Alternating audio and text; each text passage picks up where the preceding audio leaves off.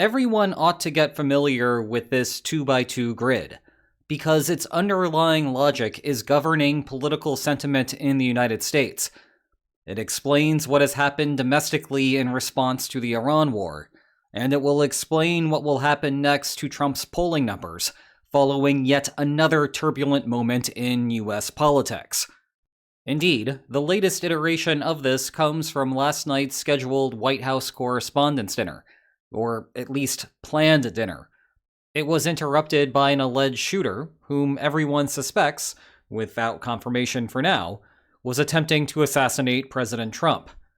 Let me first speak about the event itself.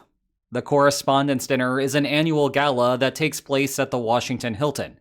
It is about 1.5 miles from the White House, and up until yesterday, it was best known as the site of the assassination attempt on Ronald Reagan. Reagan was actually shot in that incident, and it was unclear for a while whether he would survive.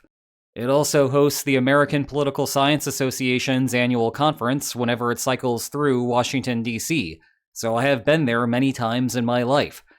This is a personal photo of mine from the 2019 conference, taken of the line to take a shuttle to the other conference hotel.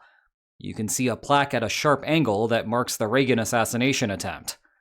Anyway, as someone who has been proximate to world leaders a handful of times, I found last night's security situation at the Hilton to be surprising. The suspect essentially YOLO'd right past the security perimeter, and was close enough to the president that the shots were audible, though as I write this, it is unclear whether the shots were from the suspect or from Secret Service agents trying to take him down. Without divulging specific details about security strategies, I have never been in a situation where this was remotely feasible. The first security perimeter is always far enough away that anyone who might storm through would be sprinting for a minute before getting anywhere close to anyone important. Moreover, there is always at least a second layer between initial screenings and when you get access to VIPs. Consequently, this incident will raise questions about the Secret Service's planning, as well as the overall wisdom of hosting an event like this at an active hotel, which the suspect was staying at. Aside from domestically focused political threats, we have recently discussed the incentives for militant groups to make a play in the United States to raise awareness to a particular group's existence. Usually, we would have soft targets in mind for that type of thing, but the concern still holds at higher levels. Also, no surprise that before the night ended, Trump was already touting the utility of the new White House ballroom under construction as a way to guarantee a better security perimeter. He was all too happy to take advantage of the opportunity, but he is not wrong about that. In any case, the meat of today's conversation is focused on the political consequences of the potential assassination attempt. You do not have to spend much time sorting through social media before you find conspiracy theories about this having been an inside job, that it was purely an attempt to garner public support for the president at a time of international crisis. Well, I do not have any inside knowledge of what the White House was allegedly trying to do in that regard. I would generally invite anyone with that perspective to think hard about the difficulty of trying to stage an assassination attempt with live ammunition, and indeed one Secret Service officer getting shot. I would also suggest noting that Trump is a historically unpopular president who has adopted the most politically polarizing positions that anyone alive can remember. And although I would not recommend that political radicals start trying to assassinate him, politics is not a zero-sum game, and this will only make things worse for the United States as a whole. Perhaps we should not be surprised that some individuals take things to the extreme, lest we forget that there are some true lunatics in this world. Lest we forget that Reagan's would-be assassin was trying to kill the president because he thought it would impress Jodie Foster. Yes, the actress Jodie Foster. And man, if that is not the stupidest sentence I have ever said, I am not sure what is. Anyway, back to the 2x2 grid.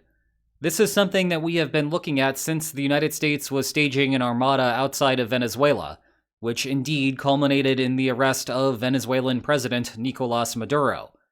There were plenty of discussions back then about how this was one giant wag the dog situation, where the president was trying to manufacture a rally round the flag effect to bump his sagging poll numbers. It is very difficult for an analyst such as myself to confidently forecast what will happen in international relations. The world system is a soup of private information, and it is impossible for people like me to know all of the secrets that the US and every foreign government know. It is why you should ridicule people in my position who claim to know everything that is about to happen. The "Putin is done" crowd, for example, are a bunch of pretenders. Maybe he is. Maybe he is not. We do not know. But effects on public opinion, especially on these matters, are significantly more predictable. As the Venezuela situation was forming, I noted that such a political strategy would not be effective.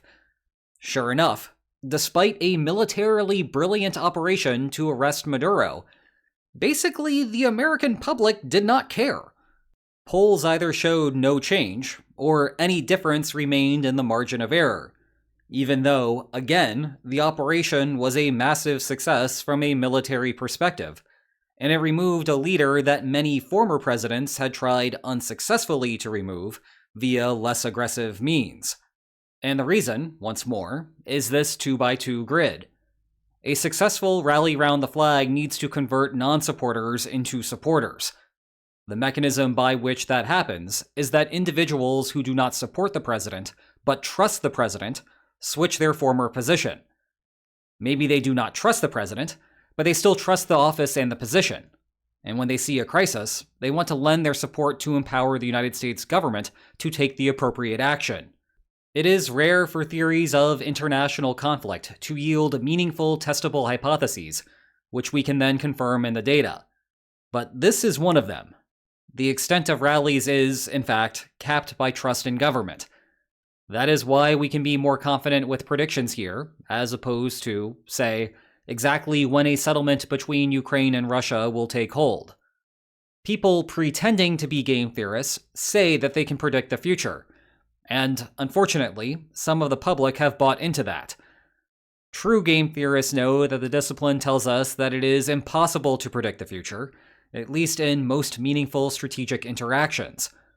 The public's reaction to observable conflict is outside that scope, which is why social scientists can be a bit more precise there. Well, I said this many months ago, but I will say it again. I know a lot of people who do not support and do not trust Donald Trump. I know a lot of people who support and trust Donald Trump. I even know a bunch of people who support but do not trust Donald Trump. But what I do not know is a group of people who do not support but do trust Donald Trump. Heck, looking at this grid helps make sense of the anti-rally round the flag effect that Trump has experienced since the start of the Iran war. That sizable group of individuals who supported but did not trust the president took one look at the situation and declared that they were done. Remember, the president campaigned on a platform to reduce foreign entanglements. If someone trusted Trump, they would look at the inconsistency between his actions and his campaign rhetoric, conclude that he must have a good reason to break from his position, and lend their support to him. But they do not trust him, and so his poll numbers continue to sink. It is hard to imagine how the public's response will be any different following the White House Correspondents' Dinner. Ask the public what they think about the possible assassination attempt, and you will hear plenty of sympathetic comments regarding the need to lower the political rhetoric in the United States. Ask them if they have changed their political opinion about Trump, and you will get much less of a response. In fact, we know this from the fallout from the Butler, Pennsylvania assassination attempt. There, the perpetrator actually fired shots at Trump, but his polling numbers only marginally improved in the aftermath, and any effects were essentially undetectable a week later, when Biden dropped out of the race and Harris stepped in.